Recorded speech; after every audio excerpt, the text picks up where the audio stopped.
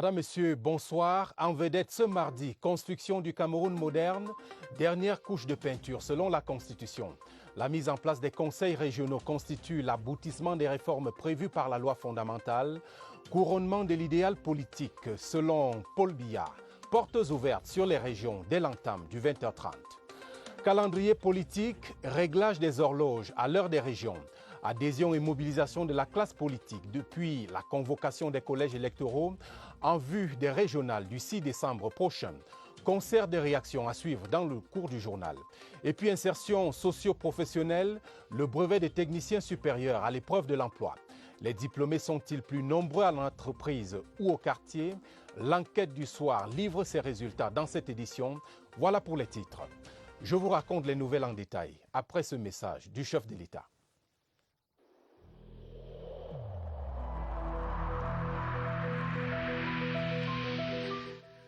Il est essentiel que les mesures qui ont été indiquées soient absolument respectées par chacun de nous.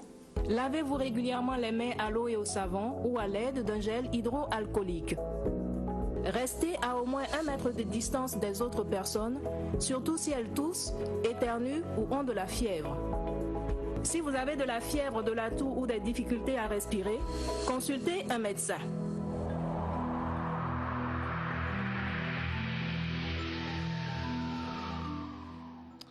Le Cameroun est en marche au rythme de ses institutions. Après l'avènement du Sénat en 2013 et du Conseil constitutionnel en 2018, bientôt les conseils régionaux et ce sera le parachèvement de la mise en place des structures politiques prévues par la Constitution du 18 janvier 1996. Symbole et signification de ces réformes, Séverin Legambeli.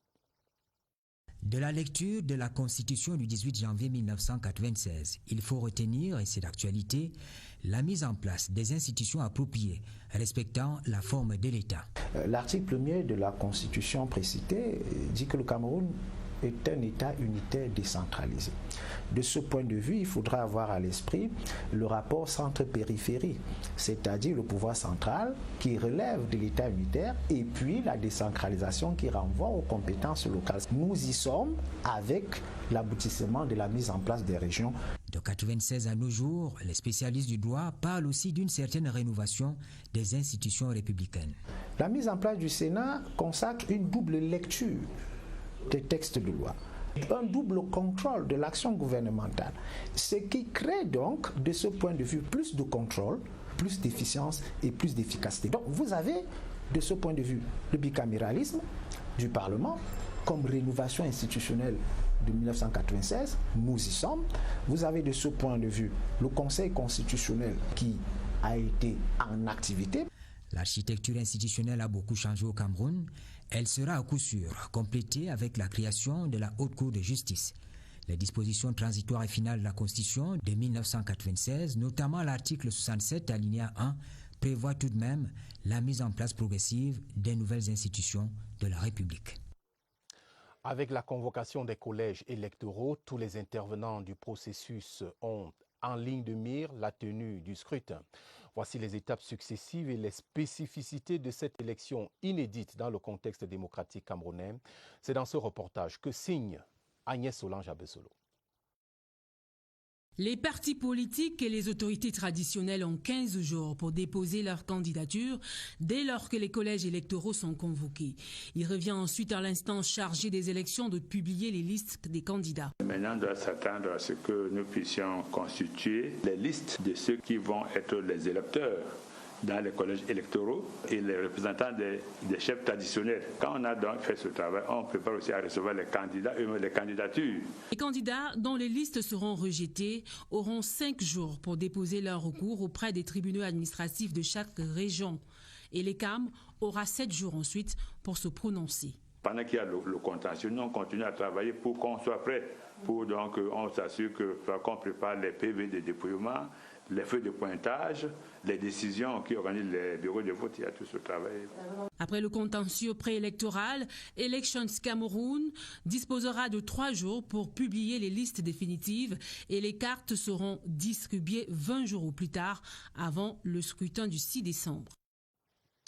Parmi les acteurs du processus électoral figure en bonne place le ministère de l'administration territoriale.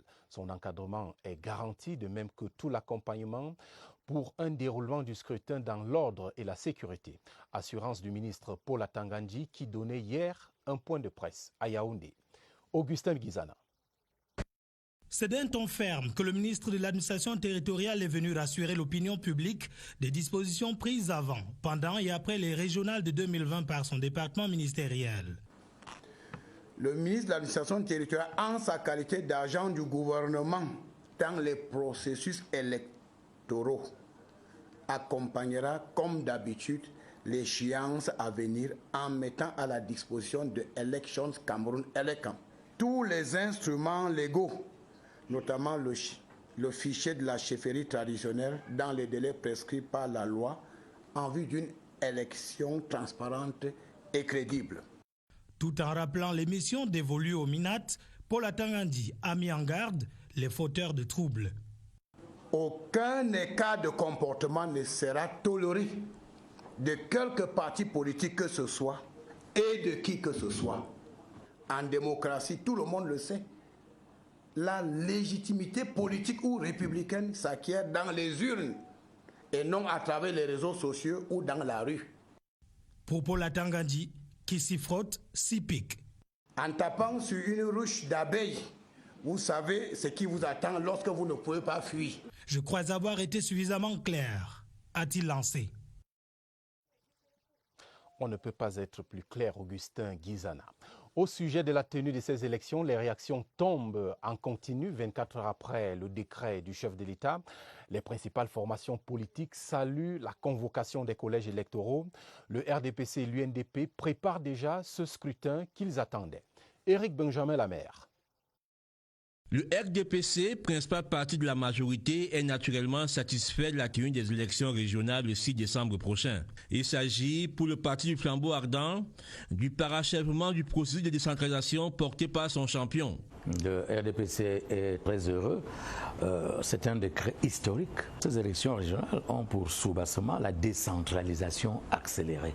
Donc c'est un coup d'accélérateur que le chef de l'État donne relativement au problème de la décentralisation. Bien que disposant d'une confortable majorité dans les conseils municipaux, le RDPC n'entend pas se reposer sur ses lauriers. Le RDPC, c'est qu'en matière de sciences politiques et de politique appliquée, il faut absolument ratisser, quadriller le terrain politique, convaincre, séduire, charmer même. À l'UNDP, on salue également la tenue des régionales qui était attendue pour accélérer la décentralisation qui est au cœur du projet politique de ce parti depuis des lustres. La décentralisation a toujours été une des préoccupations de notre parti. Déjà à la tripartite de 91, la délégation de l'UNDP n'a parlé que de la décentralisation. Et il faut aussi vous rappeler que c'est la ténacité des députés UNDP à la première législature tripartite de 92-97 qui a permis l'inscription de la décentralisation dans la constitution du pays. Pour ces régionales 2020, les ambitions de l'UNDP sont claires. Conquérir la majorité dans la région de l'Adamawa et glaner des sièges de conseillers dans les autres régions. Le PCRN de Cabral-Libye fera part de sa réaction ce mercredi au cours d'un point de presse au siège du parti ici à Yaoundé.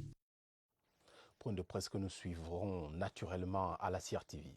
Les sénateurs, pour la plupart, se réjouissent de savoir qu'après le scrutin du 6 décembre prochain, les conseils régionaux seront constitués, marquant ainsi l'ultime étape de la mise en place des organes de la décentralisation. Suivons leur réaction dans ce reportage de Mathieu Kemgo. Avec l'élection annoncée des conseillers régionaux, les sénateurs, représentants des collectivités territoriales décentralisées, se réjouissent de disposer ainsi de tous les éléments de cette représentation. Jusque-là, nous n'avons fonctionné qu'avec les conseillers municipaux. Maintenant, je crois que la mise en place du conseil régional vient compléter tout le processus. Cette élection viendra aussi compléter le collège électoral pour l'élection des sénateurs. L'élection des sénateurs aura plus de valeur parce que les sénateurs seront désormais élus par les conseillers régionaux et les conseillers municipaux. Les sénateurs disposeront donc de nouveaux interlocuteurs pour leurs initiatives sur le terrain. Ces élections viennent accélérer le processus de la décentralisation au Cameroun et surtout dans les régions du nord-ouest et sud-ouest. Les conseillers régionaux issus du prochain scrutin seront particulièrement convoités par les sénateurs. Les acteurs politiques de la région du littoral, pour leur part, saluent l'acte présidentiel qui consacre la participation des populations à la gestion des affaires de la cité. Voici du reste quelques réactions captées et rassemblées dans ce reportage de Léon Bertrand Tanefo de CRTV Littoral à Douala. Depuis des années, ils ont épousé l'esprit et le corps de la décentralisation. Ils ont suivi l'évolution du processus et la convocation des collèges électoraux en vue des régionales du 6 décembre prochain n'est pour eux que le parachèvement d'une action légale bien conduite. Enfin, le Cameroun va traverser une nouvelle étape qui vient compléter l'arsenal même de la décentralisation. Une légalité, une cohérence également relevée par Agnès Ekane du Manidem. Le Manidem lui-même, d'une manière ou d'une autre, participera à cette échéance. Il y a la campagne, il y a peut-être des alliances. Les hommes politiques du littoral demandent par ailleurs une application ferme de la loi contre toute personne qui perturberait le déroulement de ces élections régionales. En la matière, force doit revenir à la loi. Alors où le Cameroun, c'est pas un État, où il est un État, et s'il est un État, il va démontrer à ceux qui pensent qu'il n'est pas un État, qu'il en est un exactement. Les manœuvres ont déjà débuté dans les états-majors des partis politiques afin de faire du littoral le plus grand théâtre de ces joutes démocratiques. Du côté des régions du centre, du sud et de l'est, la convocation des collèges électoraux pour les régionales du 6 décembre prochain parachève, selon les différentes réactions, la marche du Cameroun vers la mise sur pied d'institutions à la fois fortes et démocratiques. Ces réactions sont rassemblées dans cette mouture de Sadou Mamoudou. L'élection des tout premiers conseillers régionaux est la preuve irréfutable de ce que la République du Cameroun a en bon capitaine au gouvernail. C'est l'avis des principaux acteurs de cette toute première consultation dans la région du centre. Là, c'est la mise en œuvre, l'accomplissement total du processus de décentralisation. Pour ceux du soleil levant, les appels au boycott et à l'insurrection sont aux antipodes de l'époque et préoccupations des Camerounais. Ceci va nous permettre de décider désormais sur les projets qui concernent nos villages. En retour dans le sud, il appelle à une participation massive à ces toutes premières élections régionales est assourdissant. Pour ses concitoyens, il faut tourner le dos à certains leaders politiques en panne d'inspiration qui ont disparu de la scène depuis les dernières législatives et municipales et s'acquitter de son droit et devoir civique. Nous allons aller aux élections. Qu'on ait un président régional, qu'on ait un conseil régional. Les pouvoirs publics jurent la main sur le cœur la garantie d'un bon déroulement et encadrement des opérations électorales avant, pendant et après le scrutin du 6 décembre 2020. Et pour le reste de l'actualité, le maire de la ville de Yaoundé n'est pas content du tout face aux constructions désordonnées à travers la capitale. Après plusieurs avertissements, Luc Atana Messi est finalement descendu avec des engins ce mardi au quartier Messamindongo. Déguerpissement, désarroi et casse dans ce reportage de Joël Igor Abanda. Des pelleteuses en action, des habitations construites de manière anarchique, détruites au carrefour Messamindongo. C'est le spectacle ahurissant auquel les populations de ce quartier assistent impuissants ce mardi 8 septembre 2020. Même les larmes des propriétaires des lieux ainsi incriminés n'arrêtent pas la furie des engins démolisseurs. Les propriétaires de toutes ces constructions détruites ont au préalable reçu des mises en demeure. C'est le cas de cette alimentation appartenant à cette dame, sommée de libérer les lieux à maintes reprises. Il a ainsi reproché aux propriétaires de ces bâtiments le non-respect des normes de construction en vigueur au Cameroun. Pour preuve, cette terrasse construite sur une bouche d'eau qui date des années 1978. Et juste à côté, une quincaillerie située à moins de 30 mètres de la route et obstruant les installations de la Société nationale d'électricité. Environ une centaine de bâtiments sont concernés par cette phase de répression de la mairie de la ville de Yaoundé. Même les lieux d'habitation qui ne respectent pas les normes en font partie. Les casses ainsi menées par le maire de la ville de Yaoundé, Luc Messia Tangana, se poursuivent jusqu'en Simalène. Le nouvel ambassadeur d'Allemagne au Cameroun a entamé ce mardi une tournée de prise de contact avec les membres du gouvernement. Corinna Frique a été reçue en audience tour à tour par le ministre des Forêts et de la Faune et par le ministre des Petites et Moyennes Entreprises. Avec Jules Doré Ndongo, les échanges ont porté sur la coopération en matière de protection des forêts et ressources naturelles. Et avec Achille Basiliquin III, il était question, entre autres, de la mise en place d'un cadre permettant le développement des petites et moyennes entreprises. Demain sera lancée au siège de Synergies africaines la 18e édition de la campagne Vacances sans sida. En prélude à cet événement, Synergies africaines vient de tenir une session de formation des pères éducateurs. Le contexte est inédit cette année du fait de la crise sanitaire liée au coronavirus. Joseph Clément Omba. L'air studieux, les 125 pères éducateurs soumis à un recyclage au siège de Synergies africaines s'imprègnent du contexte qu'impose le coronavirus à l'édition 2020.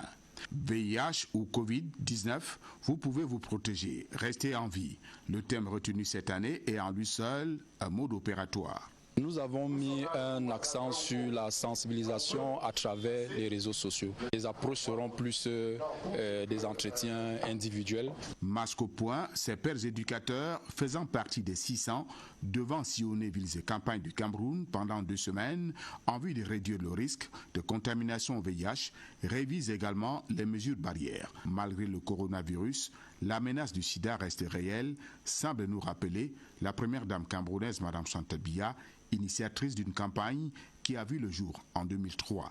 Vacances sans sida est donc rendue cette année à sa 18e édition.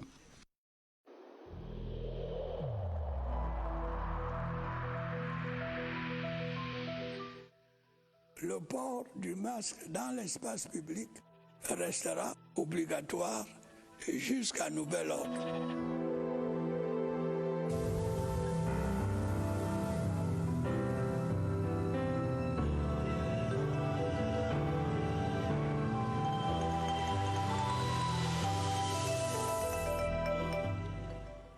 Un geste barrière et nous prenons tout de suite la route du centre des opérations d'urgence de santé publique ici à Yaoundé au quartier Messa.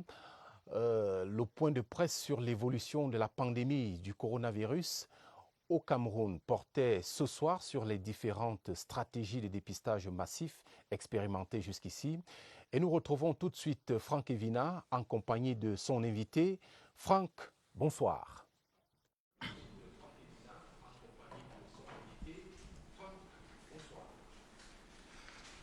Bonsoir à vous, Romuald. Dans cette lutte acharnée contre le coronavirus, le gouvernement du Cameroun réajuste sa stratégie de riposte en fonction de l'évolution de la pandémie, mais aussi en fonction des comportements observés au sein de la population. C'est ainsi qu'en ce qui concerne la stratégie de dépistage, on est passé au début de la pandémie à l'existence de quelques centres de dépistage fixes dans certaines grandes villes, à leur multiplication à travers le Cameroun. Et en ce moment, ce qui est adopté et implémenté comme démarche par le ministère de la Santé publique, ce sont les caravanes mobiles de dépistage. Nous en parlons notamment avec notre invité du soir, le docteur Joseph Fokam, qui est virologue. Bonsoir, docteur. Bonsoir, Franck. Alors, 2 types de tests sont utilisés dans les différentes stratégies de dépistage au Cameroun. Le TDR, test à résultat rapide, et puis il y a aussi le test PCR. Quelle est la différence fondamentale entre ces 2 types de tests? Évidemment, Franck, à la lumière des études menées au Cameroun, nous avons observé 2 différences majeures entre le test rapide et le test de PCR. Le test rapide fait un rendu de résultats entre 15 et et 30 minutes, alors que le test de PCR fait un rendu de résultats sous 24 heures, plus ou moins. Mais ce qui est plus important, c'est de savoir que le test de diagnostic rapide, grâce à sa bonne valeur prédictive positive, permet de dépister en temps réel sur le terrain les personnes qui sont à haut risque de transmission du coronavirus. Alors que le test de PCR, qui lui a une très bonne sensibilité, permet donc de confirmer le statut de toute personne qui serait passée négative au test rapide antigène. Et grâce à cette approche qui est mise sur le terrain, nous n'échappons presque pas aux personnes qui sont porteurs du coronavirus dans notre contexte. Alors, docteur, en ce moment, le gouvernement du Cameroun implémente une stratégie de dépistage développée basée sur les caravanes mobiles de dépistage, donc des opérations de proximité. Quel effet sur la courbe épidémiologique dans notre pays? Justement, quel effet sur la courbe épidémiologique? On s'est rendu compte qu'en communauté, on a environ 50% des personnes qui portent le coronavirus qui sont asymptomatiques. Alors pour les dépister, il faut un caravane mobile. Et ces personnes asymptomatiques ont une charge virale très élevée. Et donc par conséquent, dans nos caravanes mobiles, on va vers des personnes qui n'ont aucun symptôme. Ça permet donc de trier en communauté ceux qui ont une charge virale élevée et donc à haut risque de transmission. Ce qui a donc permis au Cameroun de traquer, de confiner ceux qui sont à risque de transmission, raison pour laquelle, grâce à la caravane mobile, on a pu baisser la courbe épidémiologique du coronavirus au Cameroun. Et si on continue avec cette meilleure approche et aussi les mesures barrières, on pourrait, dans un futur très proche, éliminer le virus dans notre pays. Merci à vous, docteur Joseph Fokam, virologue. Je rappelle que vous êtes en service au Centre international de référence Chantal Biya, ici à Yaoundé. Romuald, avant de vous retourner l'antenne là-bas en baladeux, permettez-moi de vous révéler quelques chiffres donnés au cours du point de presse de ce soir. Les caravanes mobiles de dépistage, justement dans la région du centre, ont permis de tester jusqu'ici environ 3000 personnes. Et parmi ces 3000 personnes, 194 ont été déclarés Covid+, et rapidement intégrés dans le circuit de prise en charge. Et c'est là l'objectif recherché par le ministère de la Santé publique, car, comme l'a dit le docteur Linda Esso, qui a donné le point de presse ici au COUSP, plus tôt la maladie est découverte, plus grandes et moins onéreuses sont les chances de guérison. À vous, Mbaladou. Merci Franck, et nous nous quittons donc sur ces chances de guérison qui sont une bonne promesse pour l'ensemble des Camerounais. Après l'enchantement du succès suit souvent le désenchantement pour de nombreux titulaires du brevet de technicien supérieur. Et pour cause, les portes de l'emploi ne s'ouvrent pas logiquement. Nos reporters constatent, chiffres à l'appui, que le taux d'insertion de ces diplômés est particulièrement faible. C'est l'enquête du soir, votre nouvelle rubrique dans le 20h30. Barbara Padjama. Leurs diplômes en tête, ils se sont projetés sur le marché de l'emploi. À chacun son expérience. Serge Olivier quitte Équateur, maintenancier des systèmes informatiques, a le plus âgé BTS des 4 profils. En 2008, j'ai compris qu'il était temps de me prendre en main. Fatigué des opportunités clandestines, il voit grand. Grand comme ce passionné de journalisme qui fait parler ses capacités, même si le gain reste discutable. Les stages s'accumulaient, je vis chez moi, je m'occupe de ma petite famille. À 19 ans, Chrislène est l'une des lauréates du BTS session de juin dernier. Un résultat qui ouvre en elle un débat. Je souhaite continuer en licence, ensuite le master, pourquoi pas le doctorat, pour avoir aussi un statut assez élevé. Avec ce brevet technique, certains affirment trouver seul où l'herbe est verte. C'est facile pour moi-même d'abord de maîtriser ça et faire seul. Les aider à se faire recruter ou à créer leurs entreprises à la fin de la formation, pour nous, elle n'est pas très satisfaisante. Dans les instituts, en moyenne, 30% de diplômés sont recrutés. Et seulement 10 se mettent à leur propre compte. C'est parti pour les corrections des copies des examens officiels relevant du GCE Board, session 2020. Le coup d'envoi a été donné ce mardi même à Boya par le gouverneur du Sud-Ouest, Bernard Okalia Bilaï. Les correcteurs viennent des 10 régions du pays et pour la première fois, cette session de correction concerne aussi les épreuves relevant de la formation professionnelle. La paix et la sécurité régneront aux frontières entre le Cameroun et la Guinée équatoriale. Les deux pays viennent de renouveler cette assurance au terme de 3 jours de travaux à Ibébéyine. Précision avec Pierre Ivembe, notre envoyé spécial à Ibébé. 3 jours de travaux et une bonne partie sur le linéaire qui sépare le Cameroun et la Guinée équatoriale.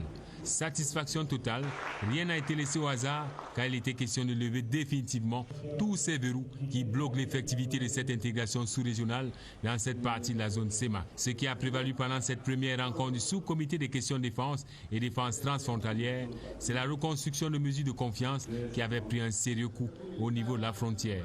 Une opération réussie par les deux délégations qui ont appliqué à la règle les très hautes instructions des présidents Paul Biya et Obiangé Mambasogo de privilégier le dialogue et la compréhension, une diplomatie qui a toujours réussi au Cameroun, et c'est dans une joie partagée que la délégation équato-guinéenne, conduite par le général de division Lamberto Guemamicha, chef d'état-major général des forces armées et de la sécurité de l'État, en présence des officiers généraux de l'ambassadeur de Guinée équatoriale au Cameroun et des autorités administratives qui ont accompagné leurs invités, traversant à pied la frontière devant une foule immense qui n'attend qu'une seule chose, que les portes restent ouvertes pour une circulation fluide des personnes et des biens.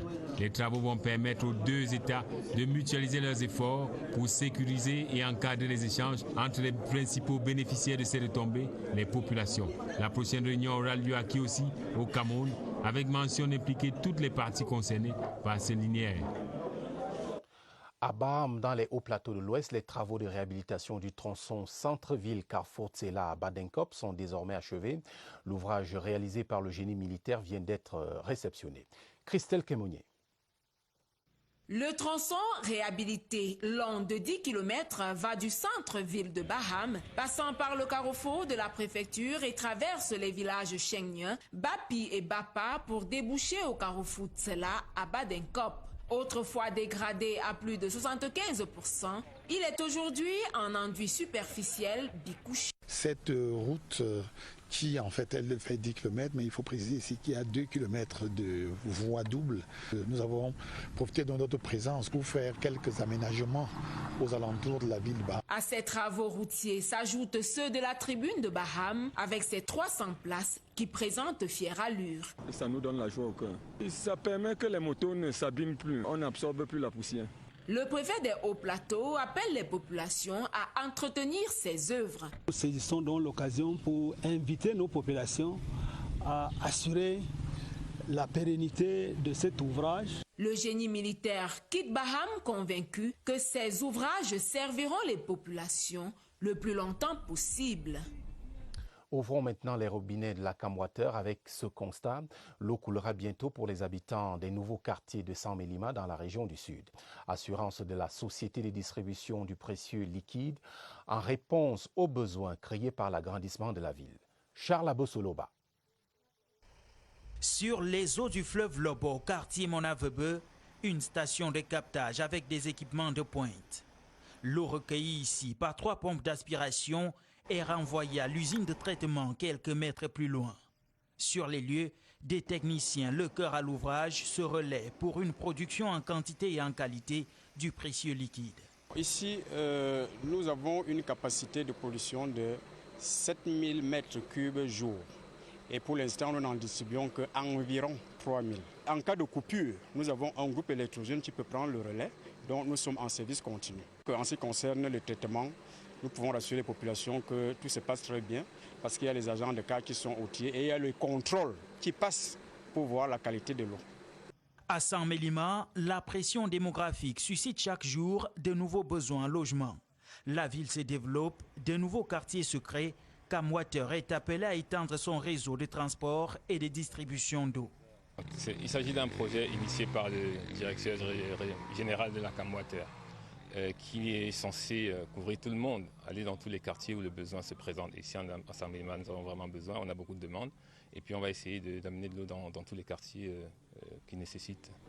Un engagement à répondre en tout temps aux attentes des clients, salué par les populations de ces nouveaux quartiers qui attendent impatiemment de l'eau potable. Nous avons souffert et nous continuons à souffrir jusqu'à date du manque d'eau dans notre communauté, malgré le potentiel énorme que regorge notre communauté. On ne saurait remercier le directeur général de la Camwater pour l'initiative qu'il a lancée. Tous les voyants sont au vert. L'engagement de Camwater est ferme. La ville de San Melima sera bientôt arrosée dans tous ses recoins. Vous pouvez donc, si vous le voulez, prendre un verre d'eau pour la fin. Ainsi va le Cameroun ce soir. Merci de votre fidélité aux 20h30. Bonne suite des programmes sur votre antenne, la CRTV. La télévision, c'est ici. Bonsoir.